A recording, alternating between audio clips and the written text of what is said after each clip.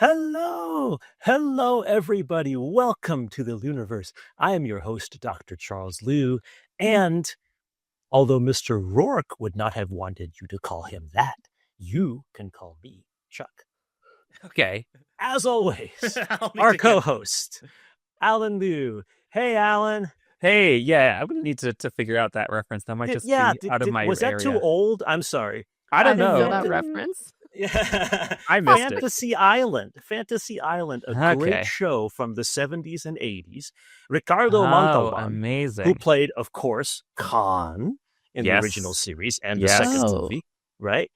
He was the dude who played Mr. Rourke, a fallen angel who was running this island, and people would come on and have little vignettes and stories about it. And he was the host. That's fun.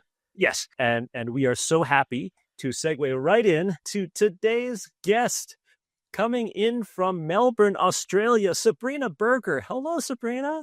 Hi, everyone. Sabrina, you are coming to us from Australia, Melbourne to be precise, right? And I think that's fantastic, but you have had a long path. You've been in a lot of different places over the course of your career. Tell us just a tiny little bit for now about where you are, what you're doing, where you've been, and something cool.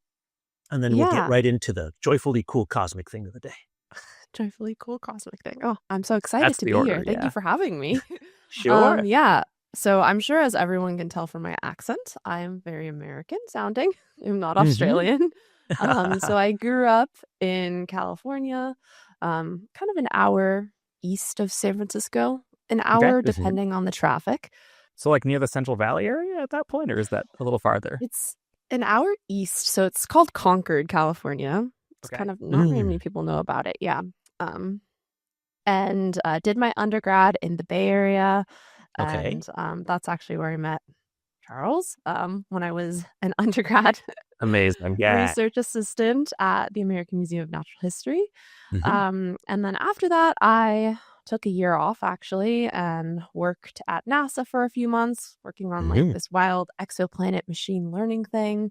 And then did my master's at McGill University in Montreal, Canada. So a bit closer to New York all City. The way across the continent. Wow. Okay. Yeah. And then I think the antipode of Montreal, I moved to Melbourne to finish my PhD. Yeah. So if you drew a straight line through the center of the Earth from Montreal, you would wind up pretty much where you are now. It's a little bit farther west, but very close. Yeah. Amazing. If I recall, this is a random back of the brain fact, but if I recall, Perth, which is on the west coast of Australia, is the closest city to the antipode of like the eastern North America. That's what wow. Yeah, I've also looked it up before and it said Perth, I think. Yeah. But Melbourne is pretty close as far as you can get. Love it. Let's go right now to the joyfully cool cosmic thing. Let's do the joyfully cool cosmic thing. Yes, because then we can go right into Sabrina's scientific stuff. Because as much as you've gone around the world in your career, I bet you've also done a lot of cool different things. Like, for example, that cool exoplanet thing that you were talking about. So let's talk about a planet, not an exoplanet, but not even a planet, a moon.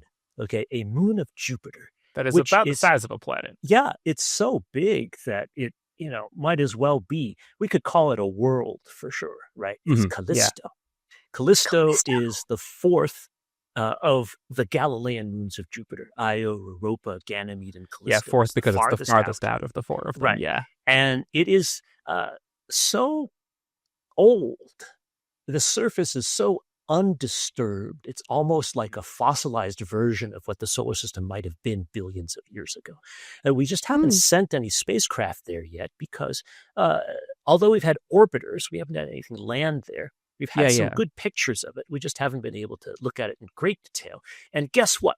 We now have taken a look of Callisto with radio telescopes. I love that.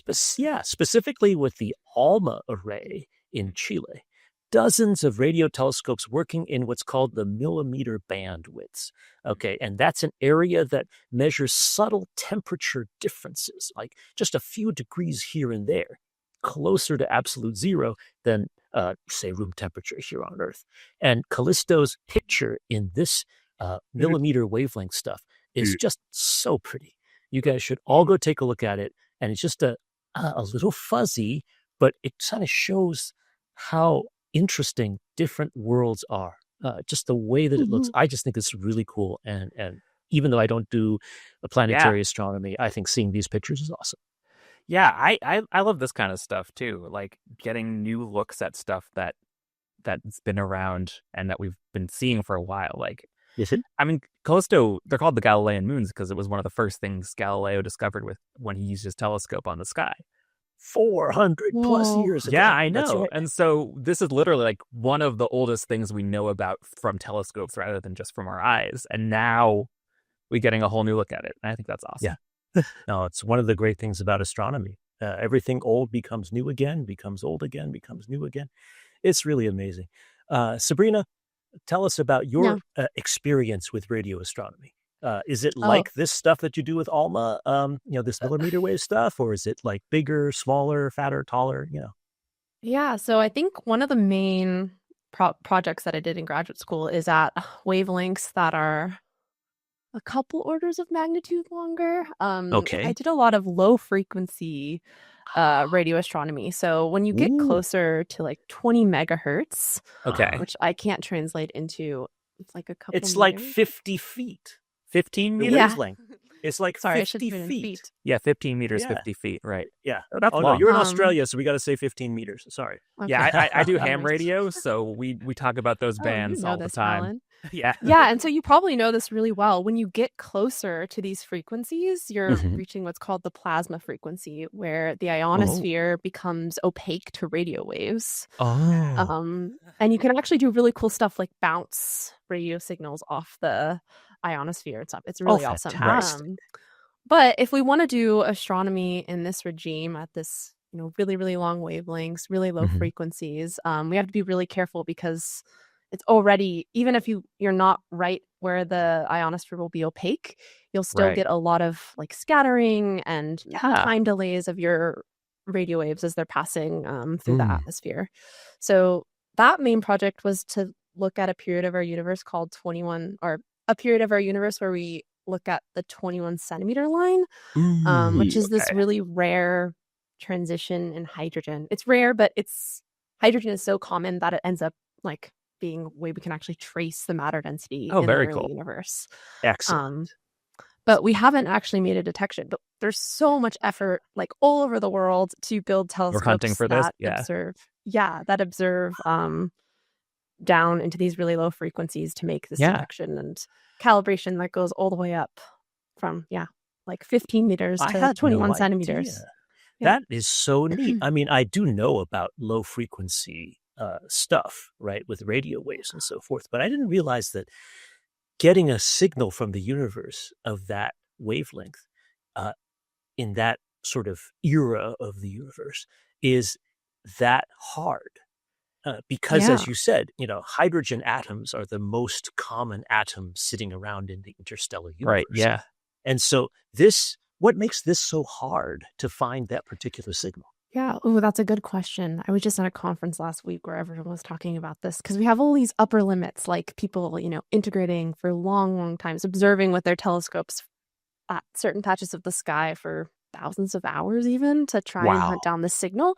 The reason is that it's so difficult, and I think we might talk about the very, very early universe a little bit later too. But Oh, please, yes. It's because we're looking for this signal during a period called reionization, which is where the neutral hydrogen is slowly ionizing. So the first stars and galaxies are sending out all these really high energy photons, light, that ionize the intergalactic medium. So they're stripping the electrons off these hydrogen atoms. Yeah, exactly. And we really want to use neutral hydrogen to trace the matter density field. It's like one of the only direct probes really of matter in the early universe. But it gets harder and harder as, well, first of all, the signal is really faint. And also you lose more and more signal as the universe ionizes in the first few billion years of the universe's history. So you have less 21 centimeter signal, more ionization. And it gets harder and harder. People use this fancy astrostatistics to like combine power on different scales to try and extract it. Yeah. Now, wait a second. It sounds like the ionization of the universe is a very annoying thing for astronomers. Is that right? I don't know. I feel like low or early or local universe astronomers probably have a different take because it's really interesting and it tells us so much about like stars and galaxies, right? Yeah. Ionization is a huge like hint at what's going on in the galaxy, how the stars are interacting with the surrounding material. So it's just the high redshift or the highest redshift people that are annoyed with the ionization of the universe, messing up our precious mass signal. Amazing. Yeah. As I understand this, just sort of getting some context here. So what's happening, we're looking for this 21 centimeter line. And so when I know about lines like this in astronomy is that if you have an atom, something like hydrogen, then the electrons get stripped off, and when they come back on, those happen at specific amounts of energy because of quantum mechanics. And so there's some particular level of energy that's creating this 21 centimeter line that corresponds to that much energy in a little particle of light and a little photon. I think the 21 centimeter is really specific because it's less of an energy transition and it's like this spin transition in quantum mechanics. But explain that. Let's get a pad and paper and open up Griffith's quantum mechanics. But it's like when the spin levels go from parallel to anti-parallel. You can look at it. It's really rare. Is this the thing on the Pioneer plaque? It might actually be. Yeah. There's something on the Pioneer plaque, which was like, I remember explained was like, there's a hydrogen and there's like two electrons and they're placed in the opposite direction and in the same direction. It's and exactly then that. they're trying to use that to measure the universe. Is that what this is? That would be amazing. We should double check that, but that sounds awesome. Okay. 21 centimeter spin transition. It's what it's called. Hydrogen spin transition. So whereas, right, the ionization of an atom is when you take electrons away from it, thus making it a positively charged ion. This one won't change the charge of your neutral hydrogen, but it changes the spin.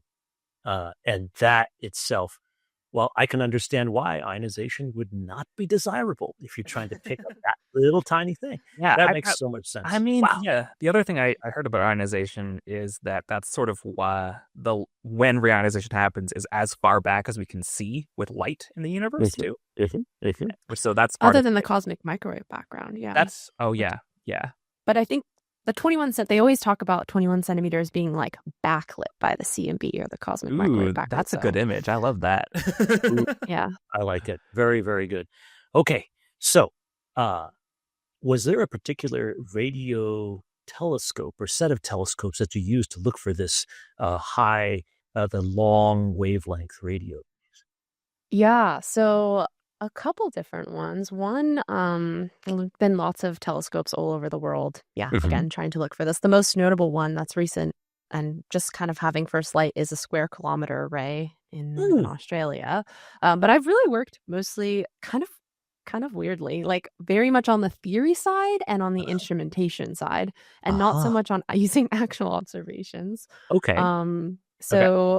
A big part of my PhD was developing a novel way to actually do these calibrations of these radio telescopes using GPS satellites, because you're measuring such a dim signal. You need to be able to like trace your beam or point spread function, however you imagine the way your telescope detects light.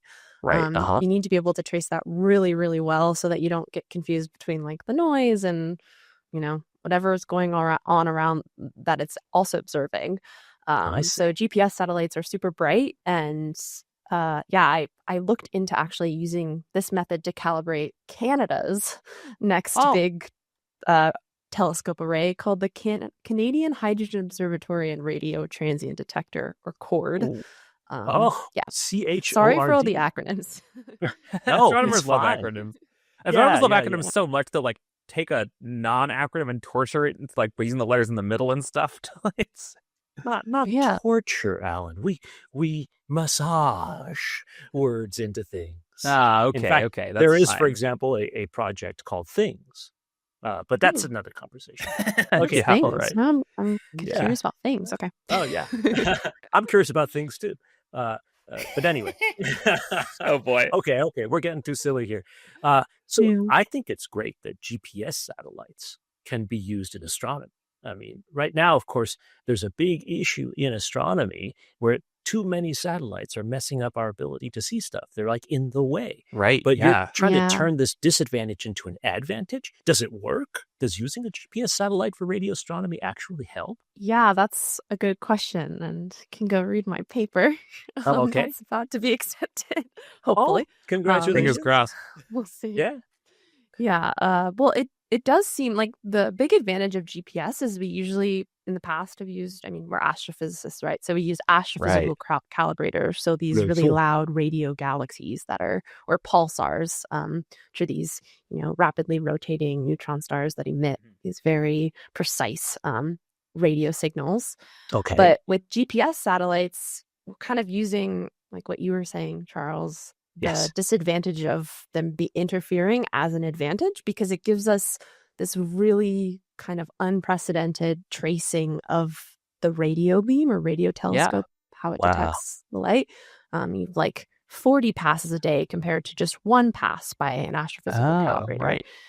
And you have it, in time and space. So I think it's an exciting prospect for radio telescopes in the future. It hasn't been used yet, like in action in science, but I think it will be really powerful for calibrating radio telescopes in the future. I hope so too. I really will point out also there's only a few dozen navigational satellites out there, and there's like thousands and thousands of these communication satellites that are being launched these days. So maybe we'd still get good data even if we only had not quite as many. Yeah. Well, let's hope for the best. Speaking of satellite transmissions, it is time now for a quick commercial break. We will be right back with a question from a student for our guest, Sabrina Berger, here on the LIUniverse right after this. Hello, everybody, and we are back here on the LIUniverse with our guest, Sabrina Berger, dialing in from Melbourne, Australia. You are an expert on stuff like low-frequency radio astronomy, GPS satellite usage in astronomy, and astrostatistics, which you mentioned earlier. I want to get into that in a little while, but first, Alan, give us a question from an audience member, please. Of course. Well, it's my specialty here is these questions. Our first question comes from Derek, who is asking, I heard that black holes can form right after the Big Bang, before stars do. How is that possible?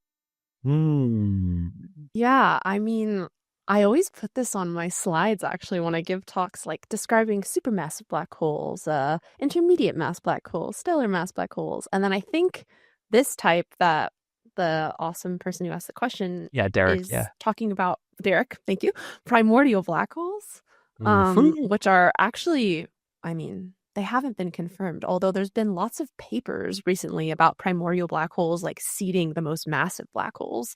And they would be from like what we think happened right after the Big Bang in like, 10 to the negative 30, 20 seconds, extremely small timescales after the Big Bang. Like a billionth of a trillionth of a second. That's tiny. Inflation.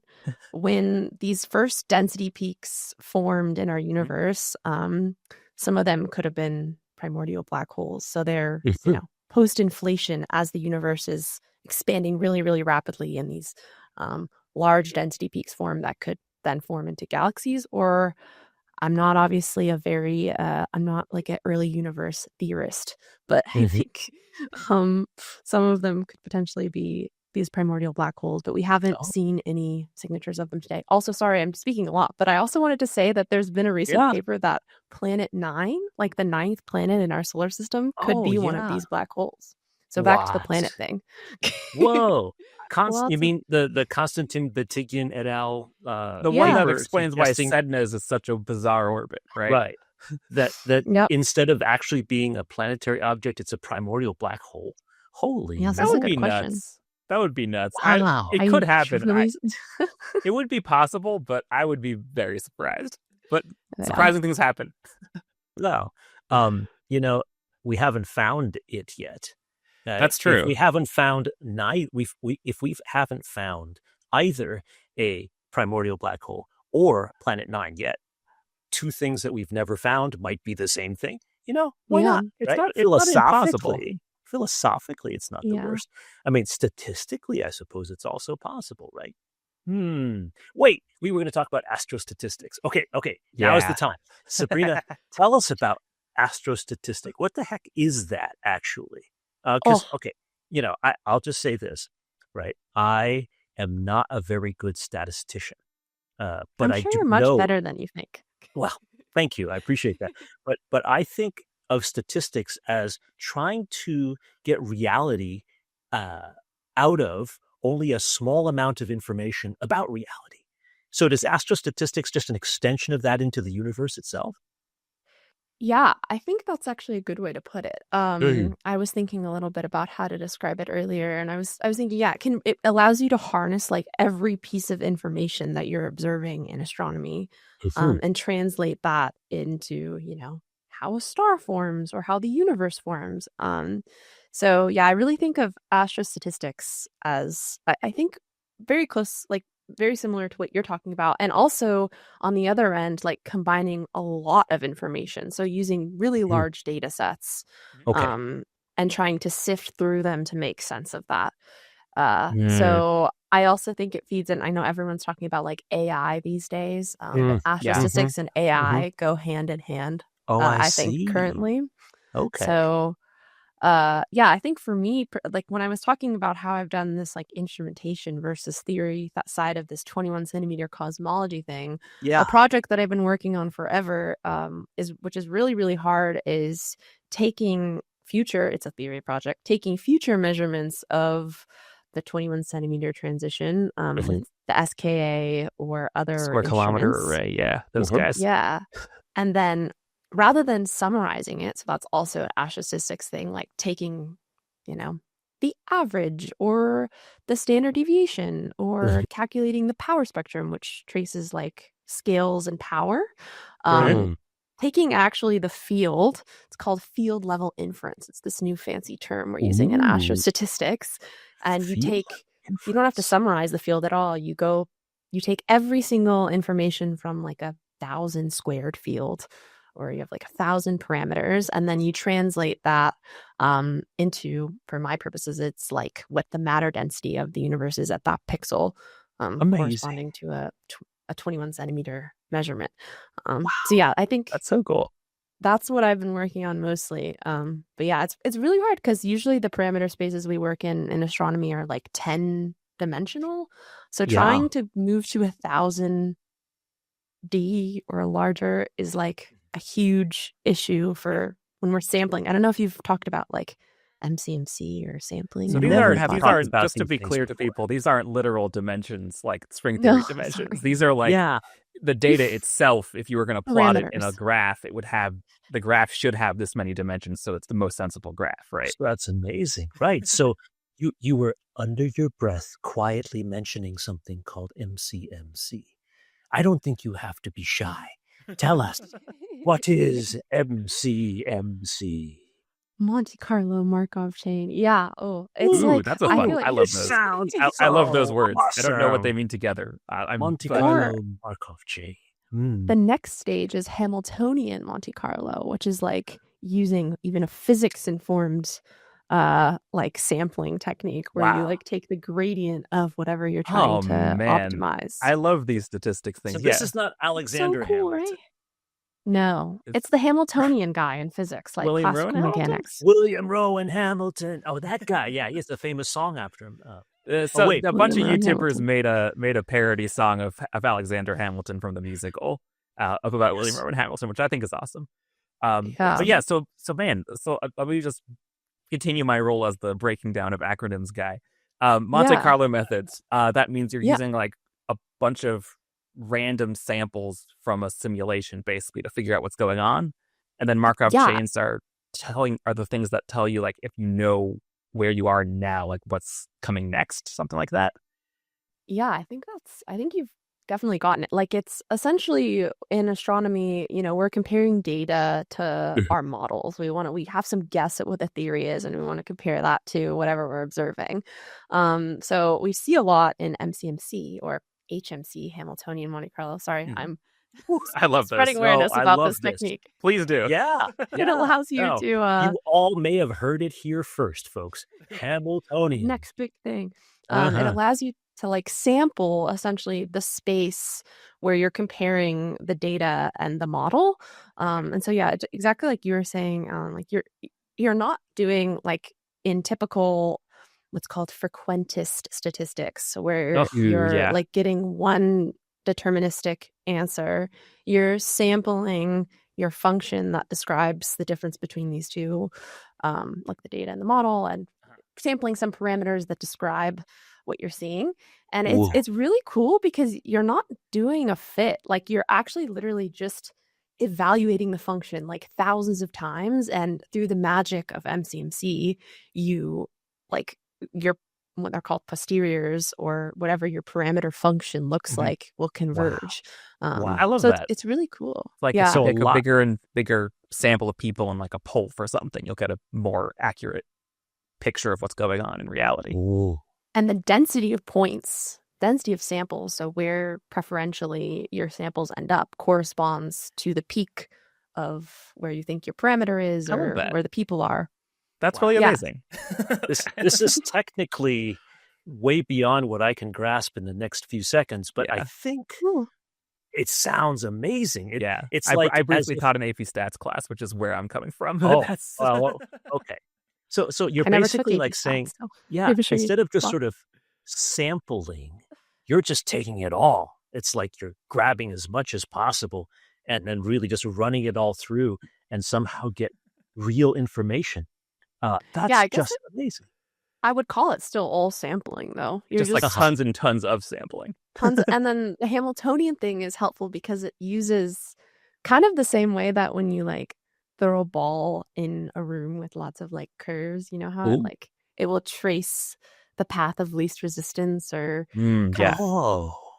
go with gravity. It's like you can imagine the sampler as the ball. It's like searching around your parameter space, but it works a lot faster because it uses the it knows where the surfaces change. So it's like if you were trying to find the lowest point in a room, it'd be like the regular MCMC would be like throwing a bunch of little cotton balls and seeing where they all gather at the bottom. Ooh. And then this would be like rolling a bunch of balls on the ground so that they gather in the bottom faster.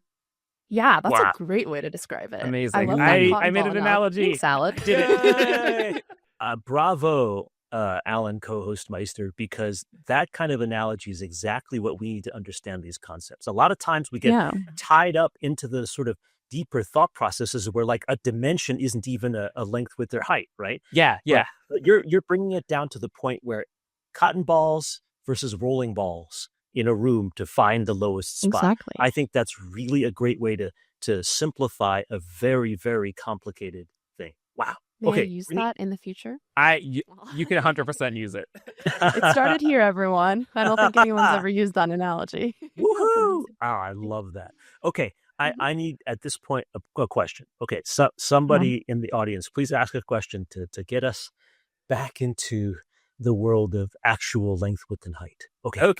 Go. I can do that. All right, so let's bring in a second question for this episode. This is from Wally, and Wally is asking, why is Redshift 1 like 9 billion years ago, but Redshift 2 only 2 billion years before that, and Redshift 3 only 1 billion years before that?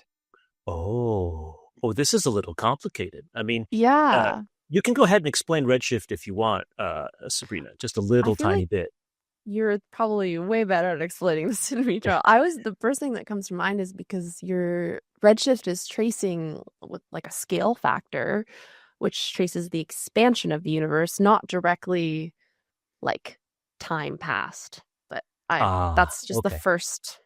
That makes a lot of sense. Right. So Redshift is indeed the way that astronomers like Sabrina and me like to measure time passing in the universe.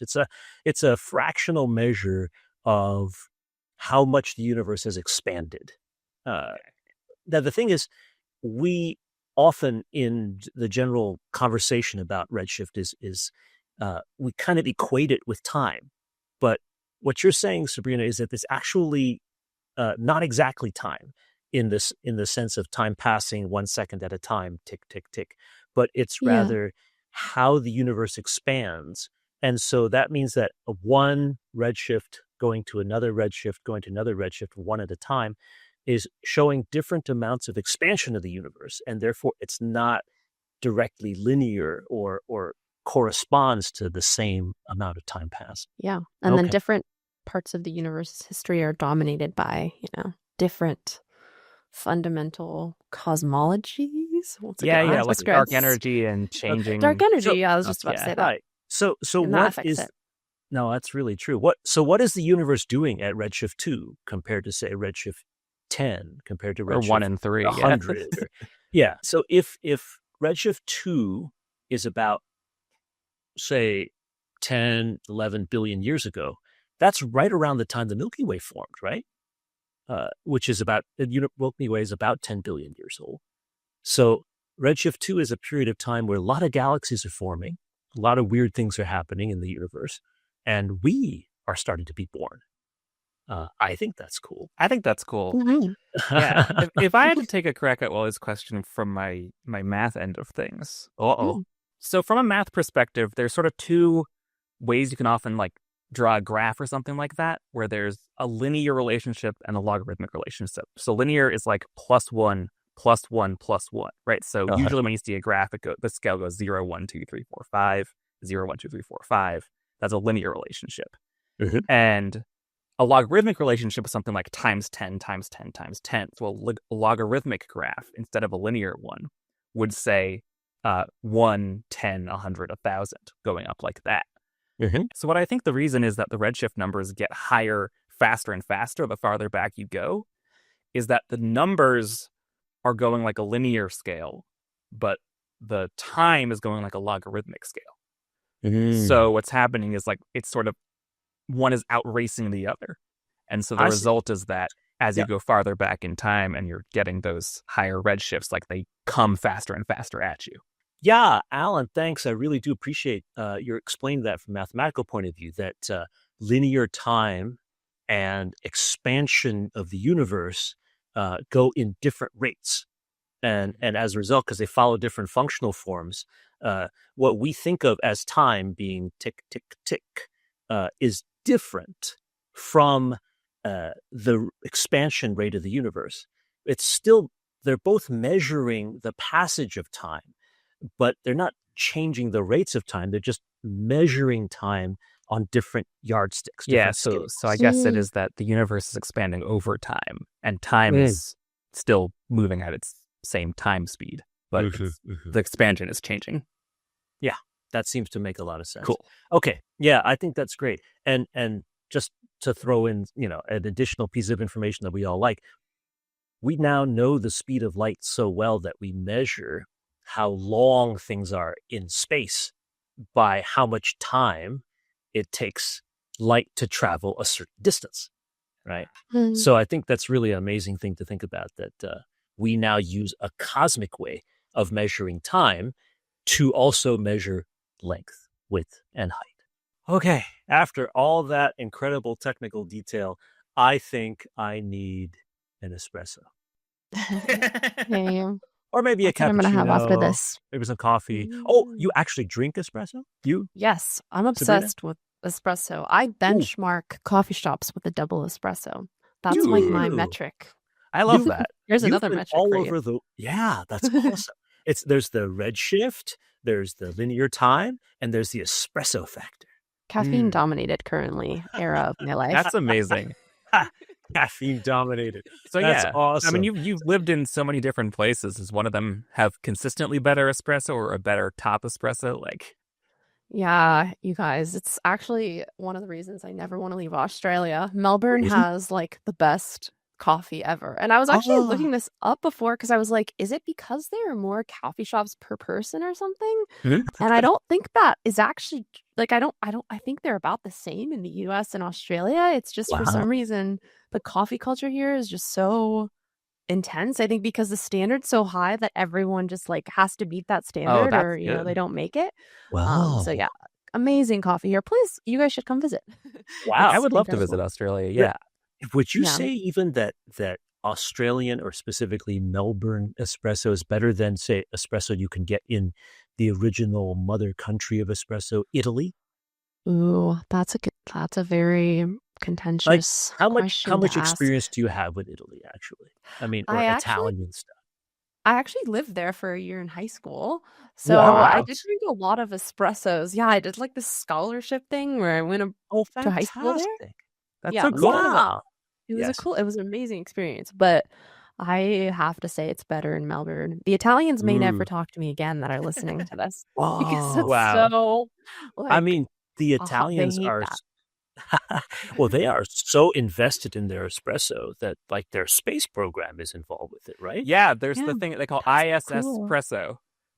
They Espresso? Espresso. They invented an Space. espresso machine that can work in zero gravity because people were like talking about how, fluid mechanics and zero gravity is a really, or microgravity or zero G or whatever you want to call it, is like a really hard engineering problem.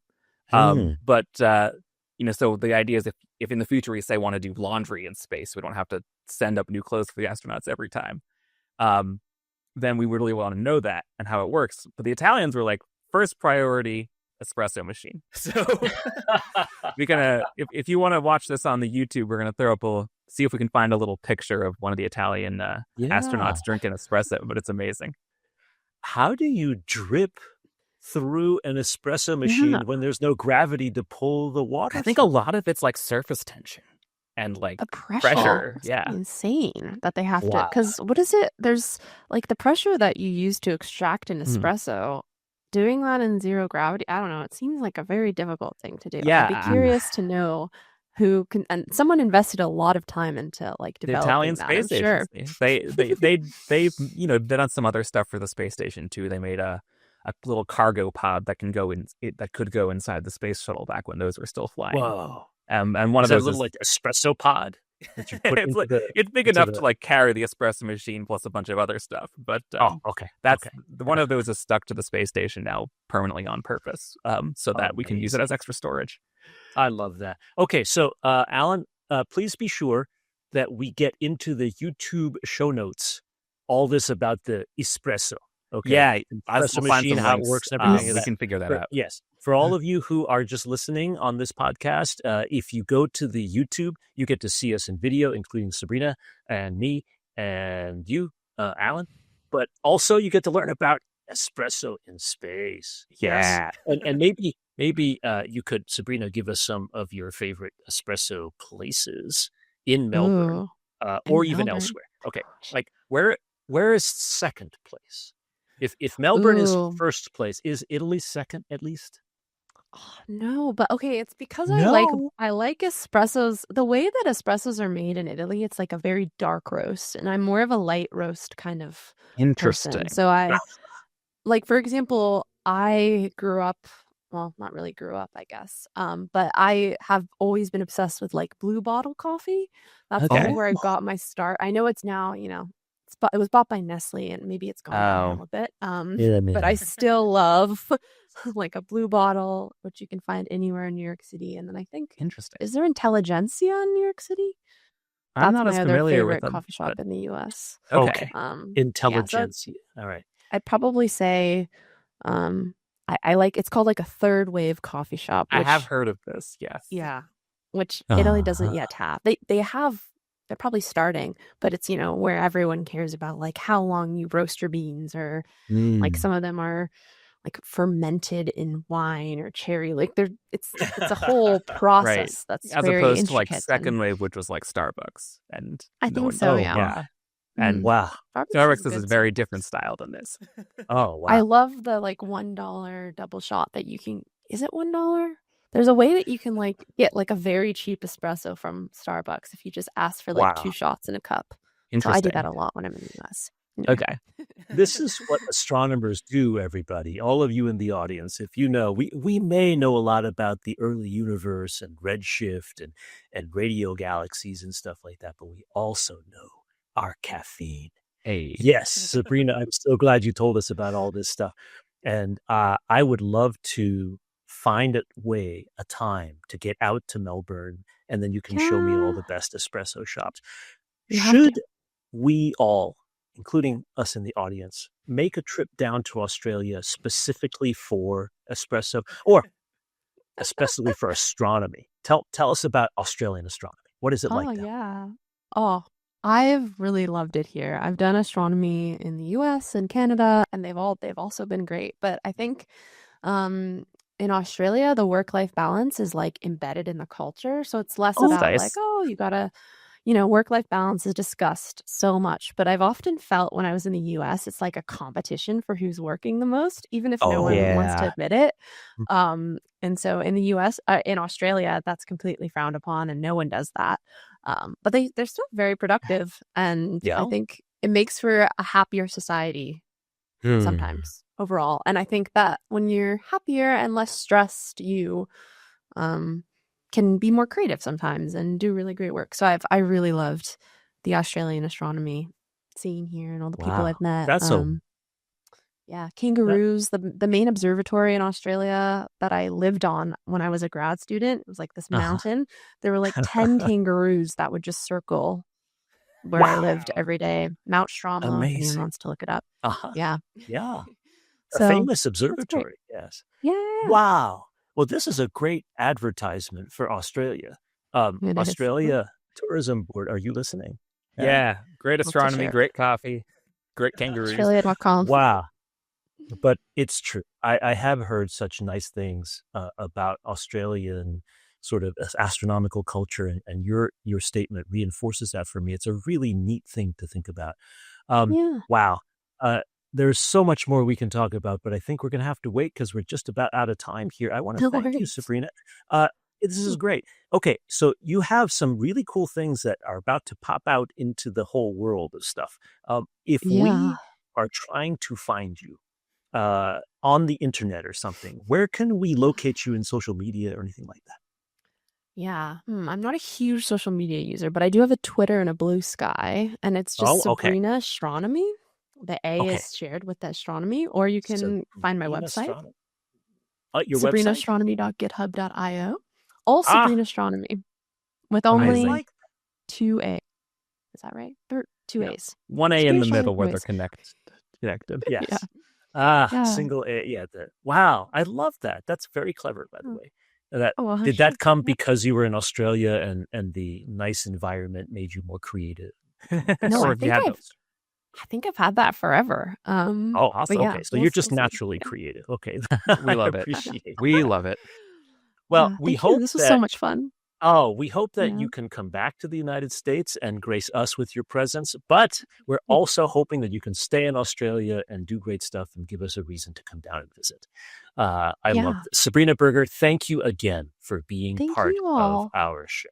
Really appreciate it. Yeah, this was great. Thank you so much for having me. Our pleasure. And Allen Liu, our co-host, as always, thank you so much for everything you do to make this show awesome. Yeah, glad to be here as usual. It's always a fun time. And for all of you out there in the audience, thank you for being with us today. If you like what you see and hear, please support us on Patreon. And as always, thank you for being a part of the LIUniverse.